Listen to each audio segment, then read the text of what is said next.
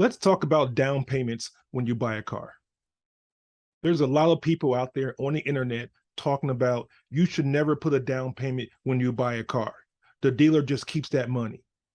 These people don't have any idea how the car buying process works. Is a down payment required to finance a vehicle? No, it's not required. However, there are situations where a down payment is necessary to get a finance deal done. LTV means loan to value. It's one of the primary metrics that banks use to determine lending criteria, lending guidelines, and lending approvals. Okay, you're buying the car at $30,000, tax and license is 10%, your out the door number is $33,000. The invoice price or the value of this car is $27,000. So you are already at 122% of LTV or loan to value on this deal.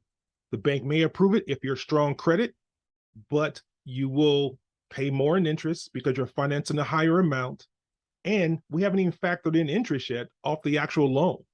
So you're going to be severely underwater once you factor in the interest on this particular finance deal.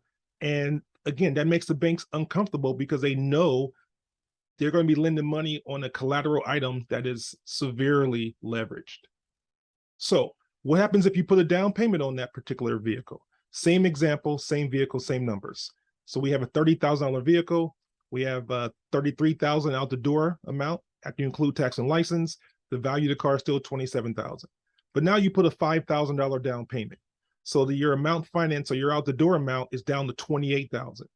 The value is still $27,000. You are now 103% loan to value as opposed to 122%.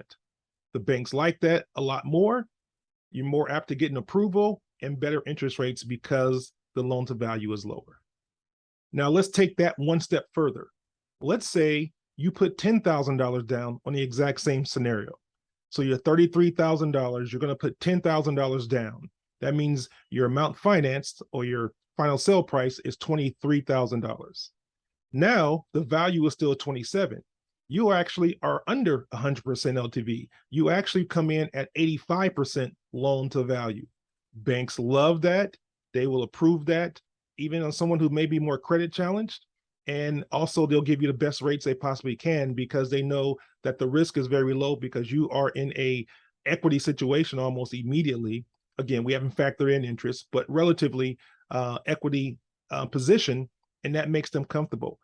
Now, if you have excellent credit, a bank may approve a loan of 122% LTV.